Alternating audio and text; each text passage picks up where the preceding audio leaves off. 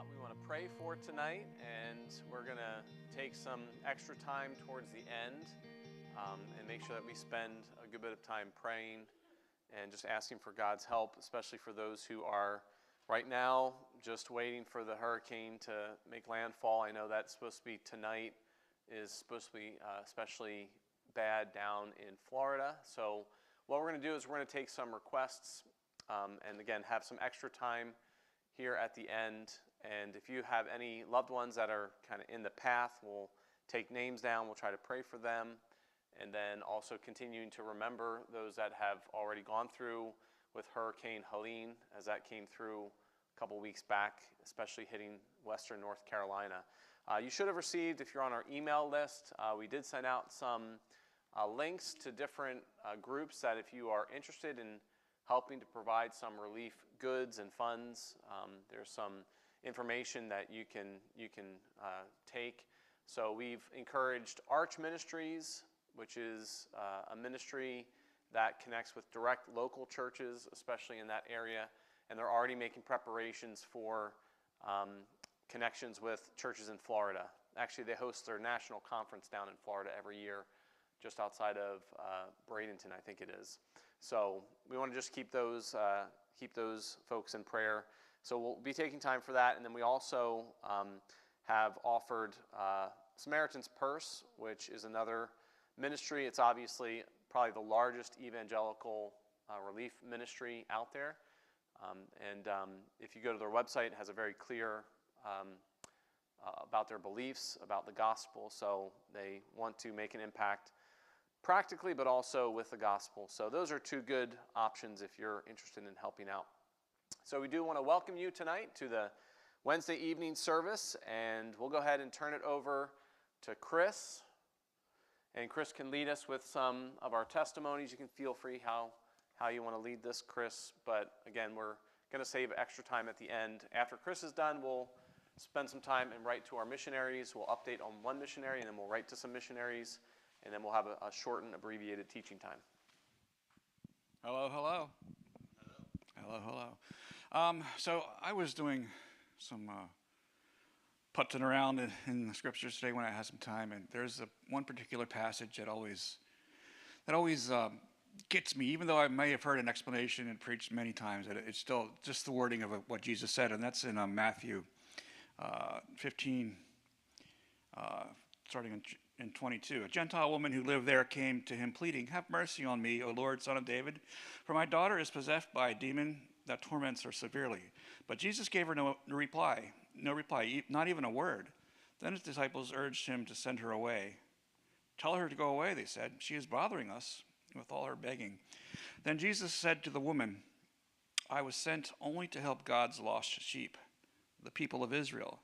But she came again and worshipped him, pleading again, "Lord, help me." And this is the kicker. Jesus responded, "It isn't right to take food from the children and throw it to the dogs." She replied, "That's true, Lord, but even dogs are allowed to eat the scraps that fall beneath their master's table." "Dear woman," Jesus said to her, "your faith is great. Your request is granted." And her daughter was instantly healed. And just Jesus' response to suggest, I think in Jewish culture, comparing somebody to a dog, it's probably very highly offensive. And like I said, I know it's been explained 100 times, but it's still something that comes around. It just really sticks, and you wonder. And then I got to thinking about it. Back before I was saved, I was a dog. I was garbage. And when I came to Christ in my desperation, I was a dog on my belly, and the Lord still, heard my prayer and welcomed me and saved me. So it's really hard to sometimes, figure these things out. But I was just wondering if any of you had any thoughts on that passage.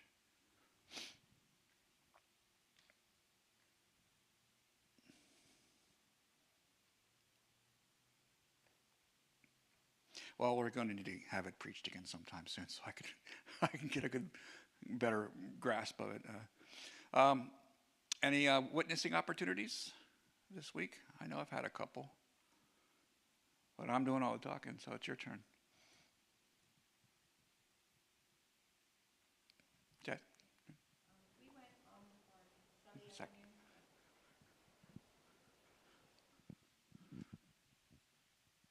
On Sunday afternoon, we went to this in media, like a market fair type of thing. And there was a guy there that was, when we were leaving, he had this book and it had like sunshine on the front and all this kind of stuff. And he was saying, oh, you should read this book. It's so good. It teaches you how to be positive and how to this and that. And but it was all like directed. And he says, oh, if you sit over here and talk to this guy, you'll get a free book or whatever. But they were videotaping the thing, so I didn't really want to do that. So John says to them, he says, well, I got something for you to read. He says, this is really good news. This is how you can have eternal life through Christ. And we gave him a tract. And What were they suggesting? it was just a book. It was like yellow on the front and sunshine and positive and, like it was all me, and not God. So we got to share a little bit and gave him a tract about how you can have real peace. Sometimes that really presents a really good opportunity, when, like, if you've ever had the privilege of having, like, maybe a Latter-day Saint, a Mormon missionaries come to your door, or Doreen and I had let in a couple of Jehovah's Witnesses a couple Thanksgivings ago, and that was very interesting. So sometimes we get that opportunity. Anyone else?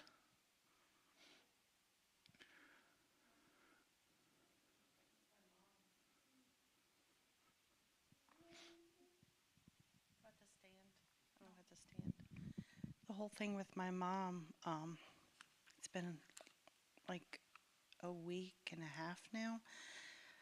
My mom, one day when she went to pick up my niece's son, was having some slurred speech and some difficulty communicating. Apparently was trying to communicate that his belongings were in the vehicle and she couldn't get the right choice of words out, and she apparently was circling the vehicle and just not behaving her sort of self. And when she somehow managed to have him in the vehicle, she parked the car perfectly straight in the car and managed to go, I don't know how many miles, but knew how to make it the way home. In the condition that she was, her left side was weak at first, and she was having trouble talking. And when my son was there, I was working at the time, my son was there and noticed, and he called the ambulance. She was having difficulty figuring out the recipe to make dinner, and it was clearly signs of a stroke. And just the way that she was able to get home. And I mentioned to several people that I believe that God was there and present, making sure that the two of them were safe, because it could have been really bad. So I was saying that at the hospital, and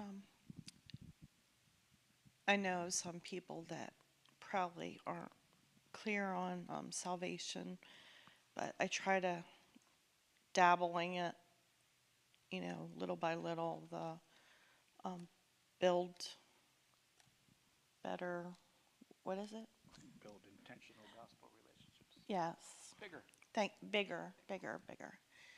So, yeah, and I said that, clearly God was present in that whole situation. And I also want to thank everybody for their prayers, because the doctor is impressed that, she's gotten a lot of the symptoms resolved. She still has some expressive aphasia, but it's improving.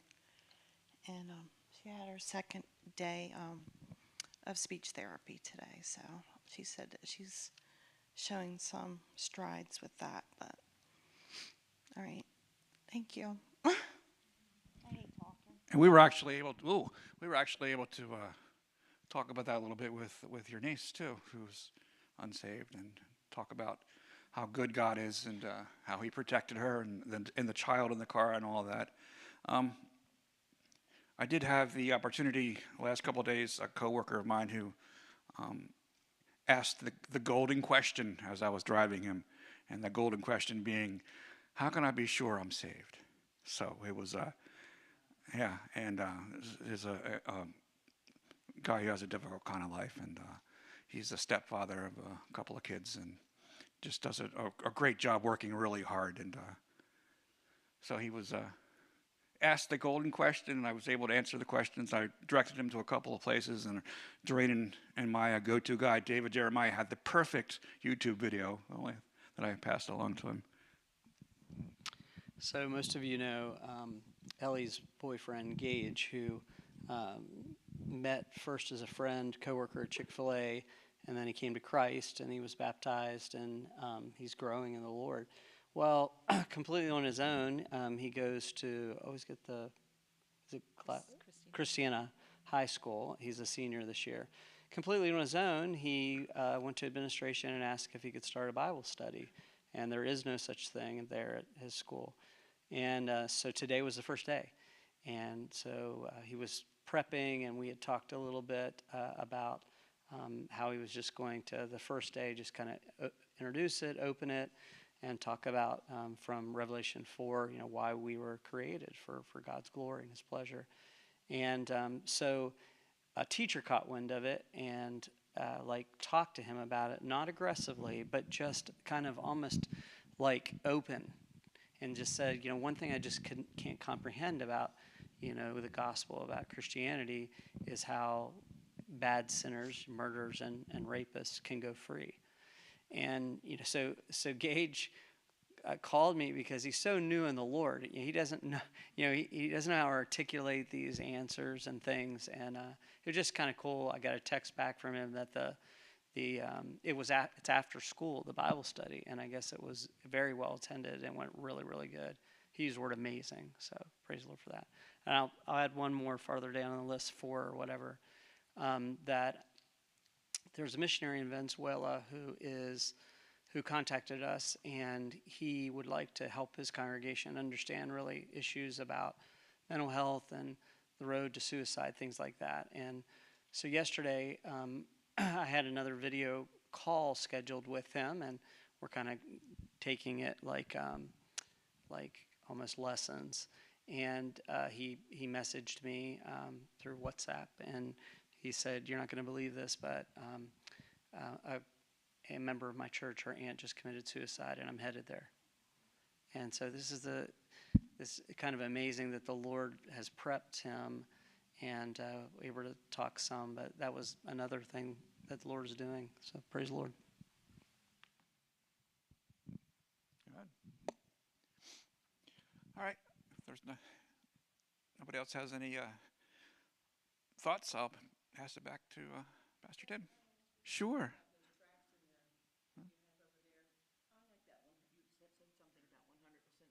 Mm-hmm. Those little blue and white tracks, it's real thin, 100% sure. Yeah. If you can order them. Okay. Okay, because that's the one I like the best, and I haven't seen them for a while, so maybe somebody else will like them too. Okay. All right, we'll try to put an order in for Mrs. Adams. So I don't know if Chris, we need to touch base with Matt or what we can do, but that'd be great. So it's good. It's good to hear some testimonies and the ways that God is working, and hope that we can just be attentive and keep being attentive to the way that God is opening up doors and then opportunities that we have as a church family to then walk through the doors and be encouraged. We're going to go ahead and take a look at this update from one of our missionaries, the Farias, and then we're going to take a few minutes and write to our missionaries. So the Faria family, they are church planting in the Dominican Republic. And Cleverson and Stephanie have been by not terribly long ago. They've been here a couple years back. And we can pray for them as they are continuing to minister there. As far as the team, as their team church planning, the Bell family, so one of their co-worker teams, They returned from the United States, and they're already settling in well in La Vega. So pray for them as they are working together to start a new church there. They had a yearly teen camp at the end of July and the beginning of August, and it sounds like Brother Faria was the speaker there, so just pray for God working in the teens as they had a chance to take part in that. Also, the school that we are now in with grades 1 through 6, we're able to go grade by grade and do game time with them and then teach them a story from the Word of God. So that's really neat to have open doors in the public schools there in the Dominican Republic.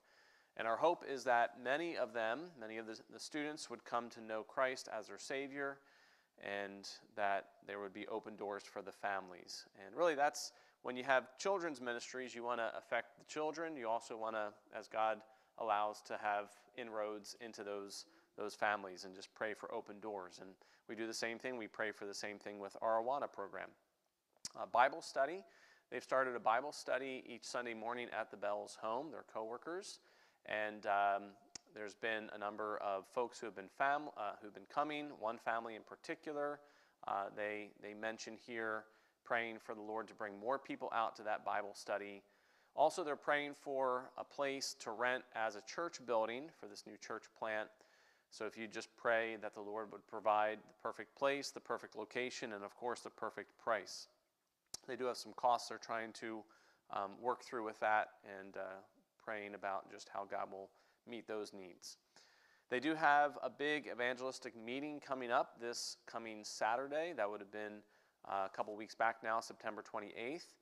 Pastor Henry Montes, the pastor of the church in Mocha, will be speaking. And so pray for those that had been invited, that the message would work in their hearts. So we can pray that God will have brought fruit from the ministry there and the opportunity for that. So keep the Farias in your prayers and just keep up with them, and just remember the entire family, Cleverson, Stephanie, Caleb, Tyler, and Kyle, and as they continue to church plant in the Dominican Republic. All right, so we're going to take our time now. If you haven't grabbed a sheet yet, the list is going to be up here on the screen in just a moment. So if you haven't grabbed a sheet, I'll be by and I will get you one. But we take time every six Wednesday nights or so, and we try to write to one of our missionaries. So you'll see up here on the screen the colors that we have. So if you have green, that would be for Jerry and Rachel Wyatt as they serve in Tanzania. The blue would be Hannah Bennett and her ministry, medical ministry in South Africa. Tim and Laura Berry, as he really works now with GFA, but also continuing to help with Philippines and Asia and training. Jeff and Paula Castle, yellow, they are with the prison ministry, Rock of Ages prison ministry, and pray for them. The Rock of Ages is looking to open out west as well, so they're mainly East Coast and South, but now they're praying about expanding even more to more prisons out west. And then Tim and Cheryl Chapman in Peru. Pray for the Chapmans. They're actually going to be making a transition. They're going to be making a transition back stateside. So this may be some of our final chances to write them a word of encouragement. So if you have pink, then just encourage them as they make this transition. So we'll take about 7 minutes or so to be able to write to these folks and just encourage them. You say, what am I supposed to write? Well, write something that's encouraged you. Maybe a verse that you've studied this past week, or something that just really spoke to you, a way that God has worked in you. Just take an opportunity to be able to encourage them along the way. So if anybody needs a sheet, anybody need a sheet?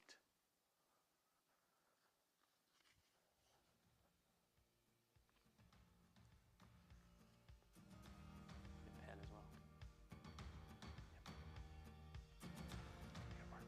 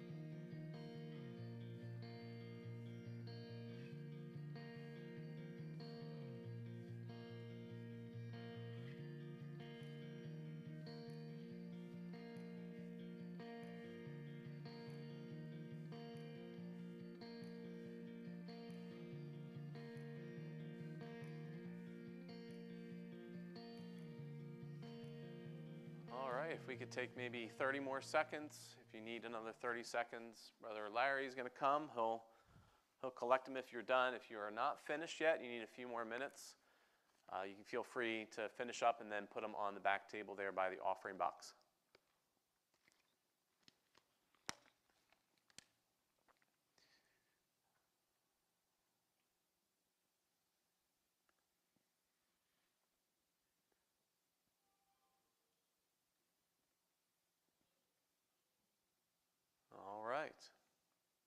All right, so as I said, we'll get into our teaching time here, but this is going to be somewhat abbreviated.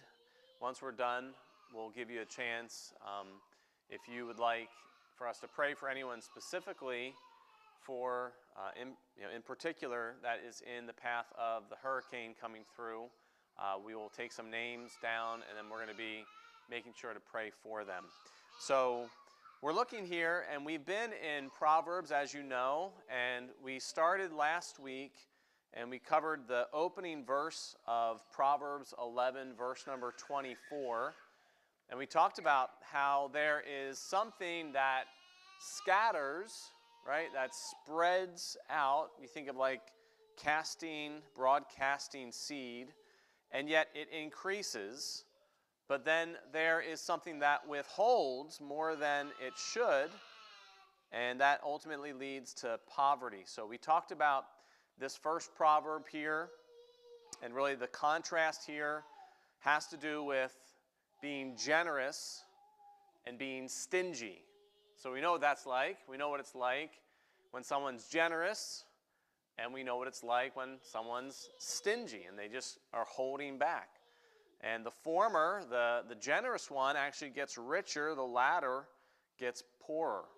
And that contrast is a bit of a paradox, because you would think, like we talked about, if you were like Scrooge, right, and you're hoarding all of your wealth, you're keeping all of your wealth for yourself, that would be the way to financial security and to becoming richer. But in God's economy, that is not how it works.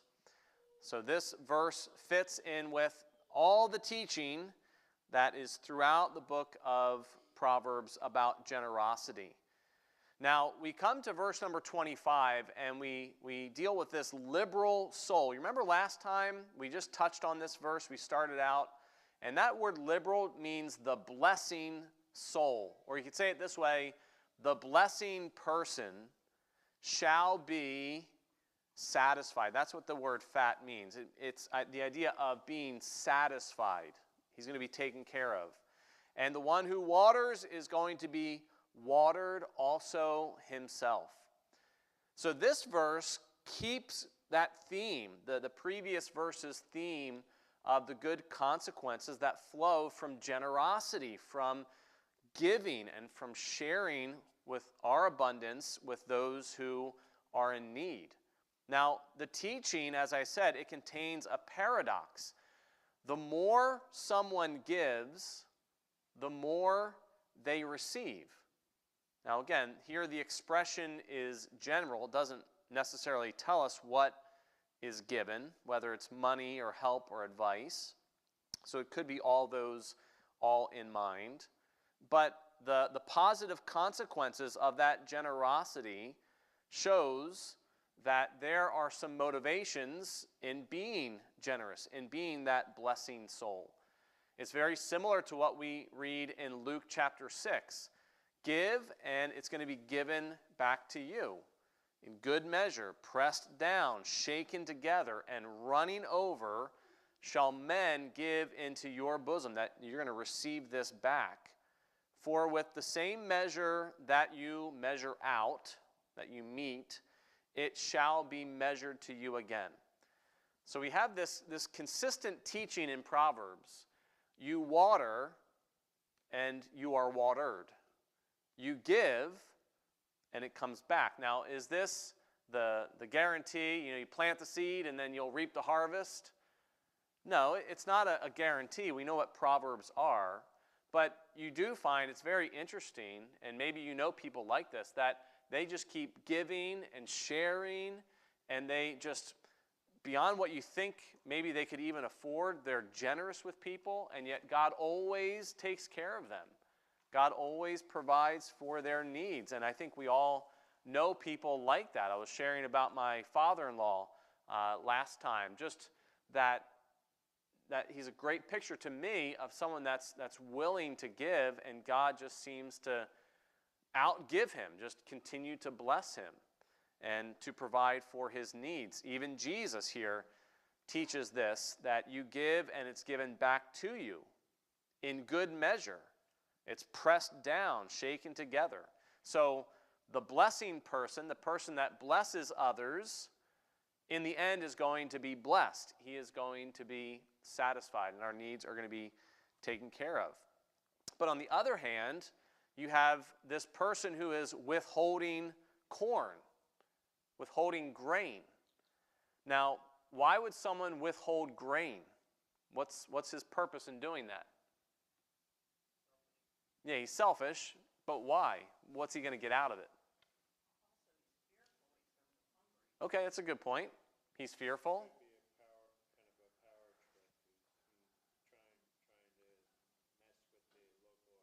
Okay. So, trying to mess with the economy. How does withholding grain mess with the economy? It's all... Yeah, probably a farmer. Yeah, it's all supply and demand, right? So, you know what happens when less supply, there's the demand stays the same, and so what happens? Prices go up. I was talking to Jonas today. We were doing some shopping, and that boy is going to be an entrepreneur. He's either going to make a whole lot of money or he's going to be absolutely broke. But I told him once he gets his first million, he's got to buy me a Porsche. So that's part of the deal. But that boy, he's got a mind, and so we're talking about things, and I was explaining to him about a monopoly. He's played the game Monopoly, obviously, but we were talking about how in the United States, if you have a monopoly over something, that the government steps in, they break it up. They break up monopolies, and we talked about how that's been over the centuries. Even the Rockefellers and oil, and there's all these different examples of it. And I said, and we were driving, so I said, if there's only one company, one business that makes steering wheels in the entire country, then they can decide however much they want to charge for that steering wheel. If they're the only one that makes it, and you need a steering wheel, you got to pay what they say. So it's kind of like take it or leave it. If they make a steering wheel, it only costs them $5 in materials. They can charge $100, but if there's nowhere else to buy them and you need a steering wheel, you got to pay up. And so that's a monopoly.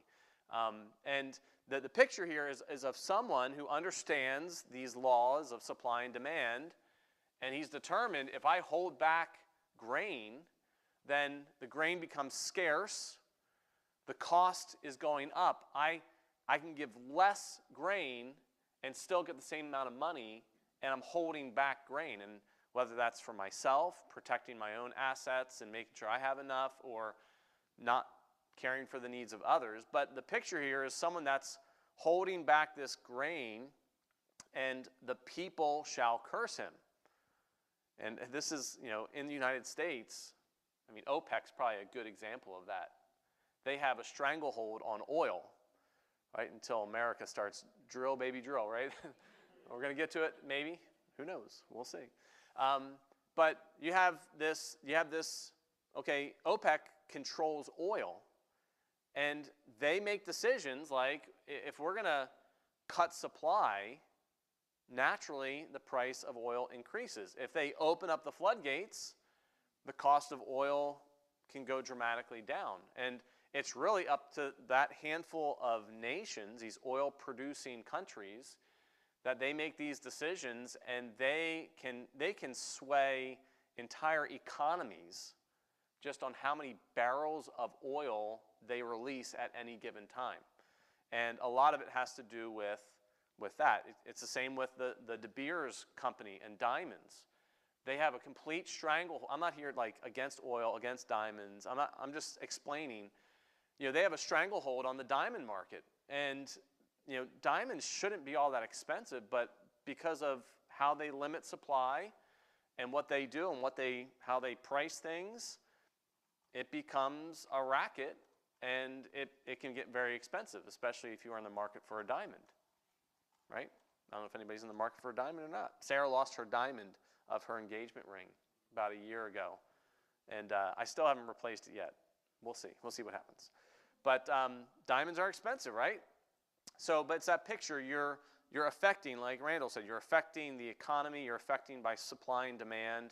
You're withholding for whatever reason, whatever in your mind is your purpose for withholding that. You're doing that, but it's causing pain for people.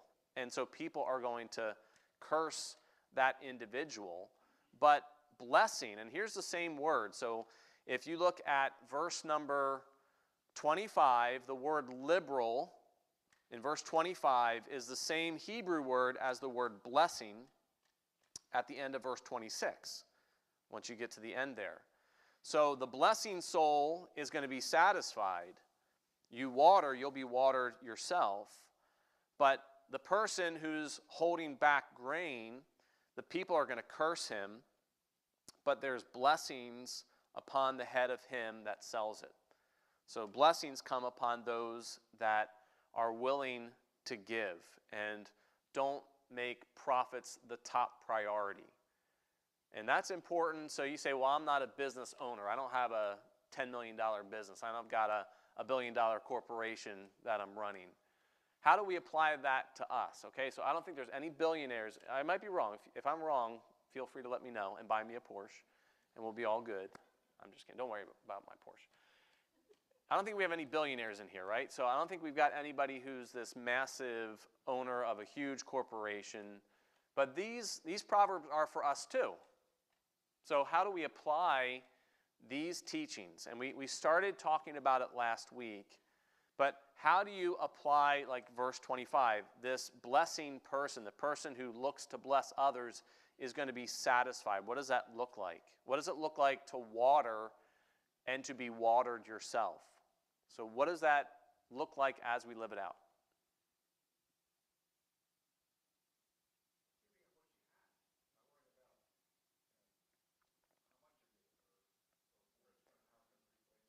Mm-hmm.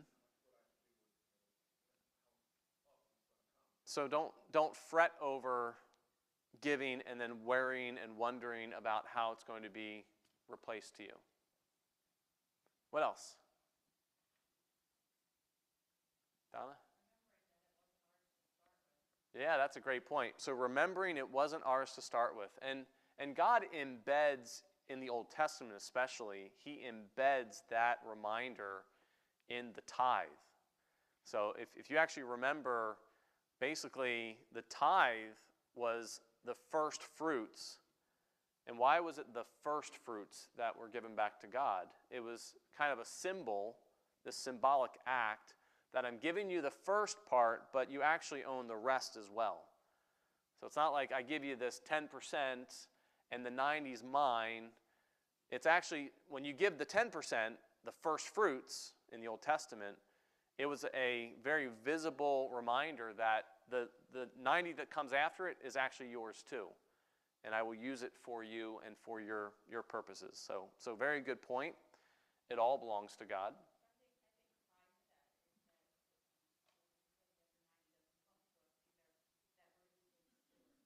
Mm-hmm. Yeah. So we're using that 90 wisely, and it's amazing when you are careful with your money that there is a fair amount that you should have as a buffer that is discretionary. So, okay, yeah, I have 5 kids and they eat like crazy. So we have 3 teenagers in the house, and we've got a 10-year-old boy who eats like a teenager. I mean, this kid, when he was like 8, 9 years old, he'd be wolfing down like 2 or 3 sandwiches. He's like, can I get some ramen? All in one night. After Wednesday nights, he's always really hungry. He's getting ramen. He eats like 2 sandwiches, and he's looking for something else at the end. I'm just like, I don't know where it's all going. But so we have a lot. So a lot of my money, just to be very blunt, is spoken for. Like a lot. And a healthy chunk of that is going to pay for, just food, put food on the table. But even for me, I mean, there's still a fair amount of discretionary money that I have. Sometimes, you know how it works. Sometimes you get money that you weren't even expecting, like surprise. Sometimes you find things at a better cost than what maybe you were able to before. So like we go to, I think the Christingers had told us about BB's, which is up, it's this, it's not like bruised fruit, but it's like cheap food. It's up like 213 if you head up towards Oxford. And I'm telling you, we've been going there for maybe a year now. I've probably saved well over $1,000 just going there, just because everything's really, really cheap. It's like dirt cheap. I know the Chris and Kelsey like that spot too. But, so you might find a place that you can make your money stretch a little further, and it opens up doors. Now I have more money. So what do I do with that more money? Do I just get a bigger TV? Do I just say I'll just get some faster internet? No, you can look around and see ways that you can help invest that in others. All right, other thoughts? What are ways we can bless others? We can be that blessing soul. Don't you want to be that blessing soul? I think we all do, right? Be a blessing soul to others. Okay, volunteering. So it doesn't only have to be money, right? It doesn't always have to be, shelling out cash, but you can dedicate some of your time. You might say, well, I don't have a lot of just free money. Well, it'd be a great opportunity just to invest your time, your energy with other people. Obviously, we're coming up to the holiday season. There's great open doors to be able to help out with a kitchen, a soup kitchen, or help deliver meals. I told you my mom and dad, they deliver meals on a couple days a week sometimes. So just good open door to be able to use your time, some of your energy. Sometimes you can use your skills. So if you are a carpenter, or you know how to put in a concrete walkway, or you can do something, I'm sure somebody could use your help. If you know how to rake leaves, I'm sure there's people around that could use some help as the season wears on. Sue?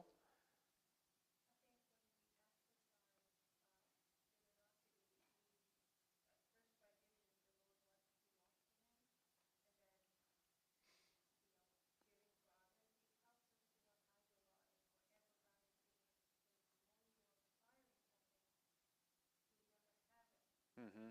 Yeah.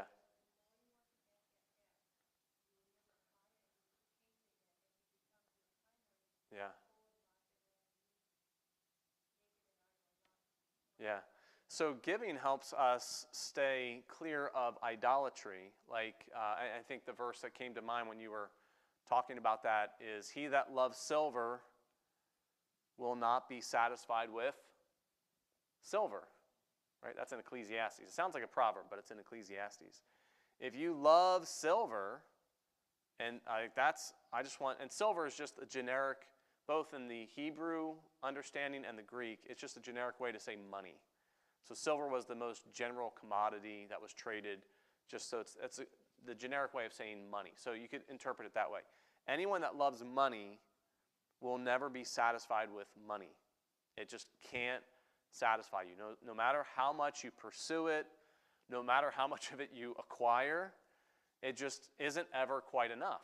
It's the same way like the eyes of man are just never satisfied. We always want just a little bit more. And that's part of our human nature. So to give it away, it's a very visible sign, like we talked about, Donna mentioned. It's a sign it belongs to God. But it's also another sign that we don't worship that. Because if money is your God, you don't ever give it away. It's never a freebie. It's always, you might spend it for something that benefits you, but you'd never just freely give it away. And that's a good picture, a good reminder for us. All right, any final things? Like I said, I want to end early. Yeah.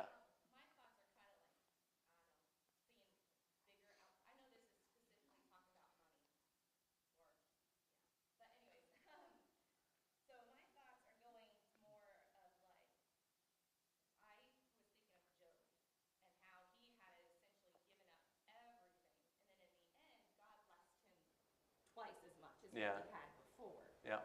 So that was like his obedience and then the reward. So when I'm reading the verse, the one who waters will himself be watered. I'm thinking of God as living water. Like you will receive more of him when you're watered. I know. I think we can take a spiritual perspective on this, and I don't think it's, doing violence to the text. Our primary, obviously, is we're talking about money, but there is a spiritual component to it, and as was mentioned, it's showing that God reigns in our lives. That money is not what I worship. It's not what I serve. God is the one I serve, and when we walk in the fear of the Lord, then it does allow us to grow in that relationship with God. So the knowledge of God, the fear of God, walking with him, and then him being the one to water us. So I think there's no problem with seeing this, that there is not just a physical, material blessing or benefit to giving, but there is even a spiritual benefit. And I think all the Proverbs really, that's kind of underlying that. Yeah, there are a lot of physical blessings, and it comes back to us, but ultimately it's the spiritual side of it that's good. Chris? I think also it kind of just pushes us towards community as a whole. Like anytime you fall to self-interest or self-preservation or fear, as you said earlier, it keeps you from being involved just in the life you're given, like the job set out before you. And so many times we can be like involved here, or just drop our kids off and walk out and miss so much because we rejected the community as a whole.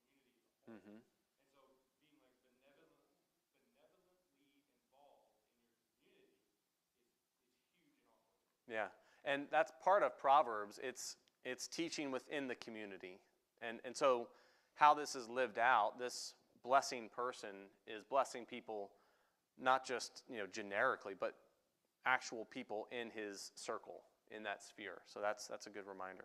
We do need to make sure that we keep a focus on community. All right, well, that's all the time I certainly want to take. What we're going to do now, we're going to go ahead and switch over to our prayer time slide for prayer.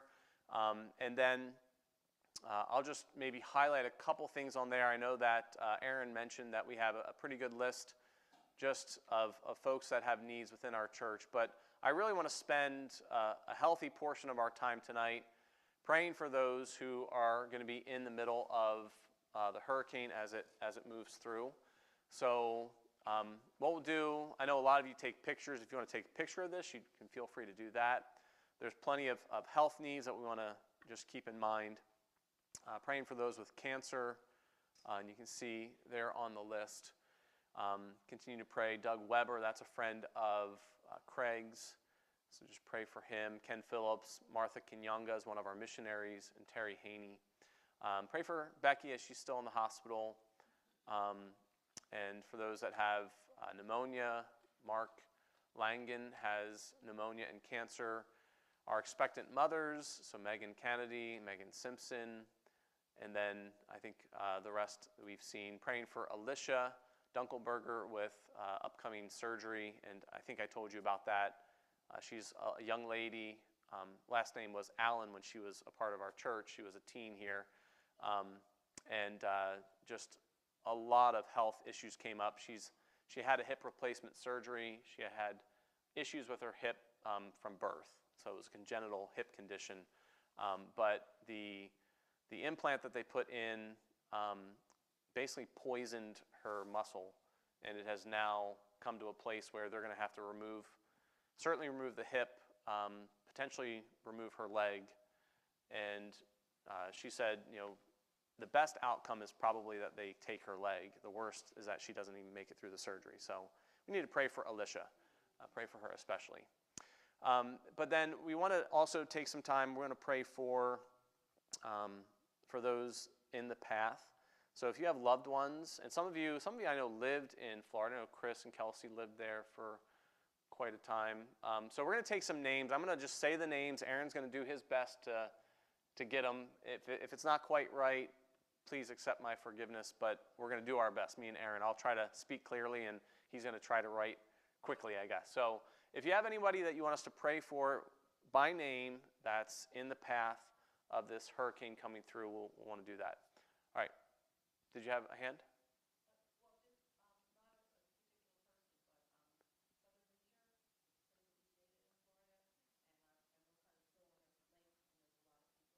Okay. So when my parents went down, so it's Southern Leisure Campground. Or is that what it's called, a campground? Resort. It was nice. It was like an upscale campground. And they stayed there from, December through February. But it's a RV park, basically. So just pray for that. There's a couple hundred spots of people. So there's probably a good number that are there. So I know they'd appreciate that prayer. I have my brother-in-law and sister-in-law live in Port Charlotte, Tom and Anna. And he actually ministers with FCA, which is the Fellowship of Christian Athletes. And there's a lot of details, but his dad is on hospice and probably only has a couple weeks. So they were really wrestling with what to do, but they're going to try to hunker down as best they can. But so that's in Port Charlotte. That's Tom and Anna.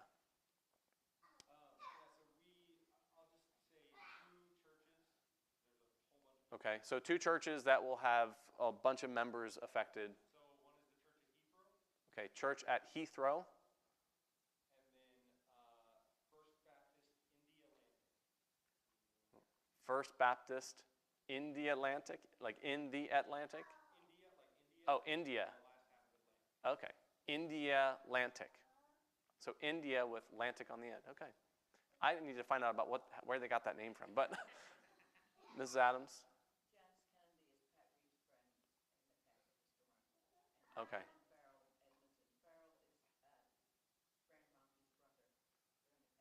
Okay, so Farrell.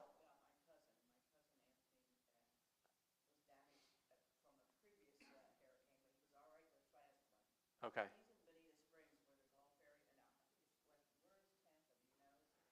Tampa's, yeah, it's kind of middle.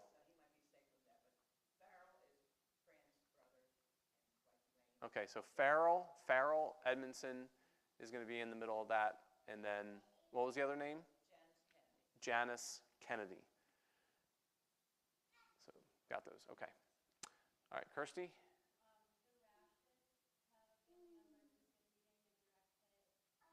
Is that you guys? Okay. Okay, so, okay, Joyce Williamson. Okay, so Debbie and Glenn Warren as well. Yes. Like right where it's going to land. Okay. Is it Ryder? Okay. Okay. Is it C?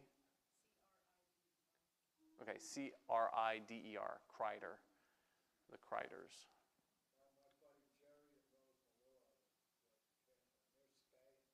Okay. So Jerry and Rose, and they're friends of yours, you said? Friends of Mike's. All right, Casey? Where it'll be? Okay. Okay. And what's his name? Jimmy Hall.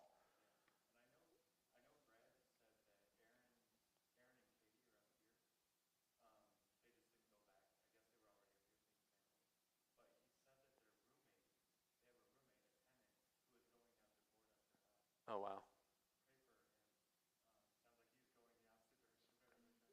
At least wouldn't have as much traffic, but that's pretty rough. So what was the name there? Aaron? Okay. Yeah, it's a good question. Anybody know where the Silvas landed? Yeah, I think you're right. I think they are just above Orlando. So we can add them, Silvas and the Combs. Yep, Jim and Pam Combs. Oh, I have seen her post a few things. So Marta, we could pray for her, Marta. All right. Is that everybody Yeah. Okay. Jimmy Greer. And do you know where they're at? Bradenton, okay. Yeah, we added them, the Silvas, yeah.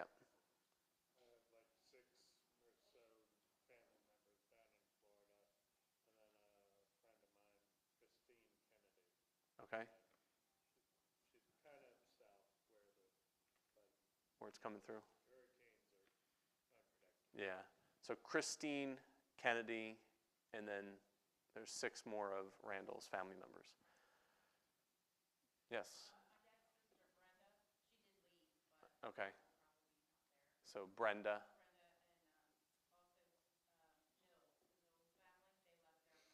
Okay. So the Mills, Mills. Okay. Yeah, and we're praying for them. Obviously, we're still praying for those that are in the cleanup process of Hurricane Helene.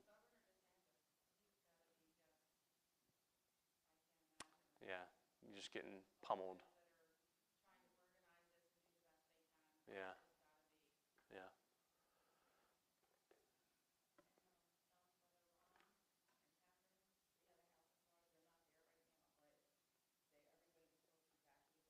Yeah. So be praying for, just property, lives, first of all, and then property, obviously, secondarily. All right, so let's go ahead. We'll break up for prayer again. If we can make that the priority as we're praying for folks tonight, I know that they really, really need it. So there's a list. You see that list? That is really just in our group here, and I'm sure there's more, but we need to pray for these folks as they certainly face this, and many, many may be Christians, but we don't know the spiritual state of each one. So let's break up, and we'll take the time to pray.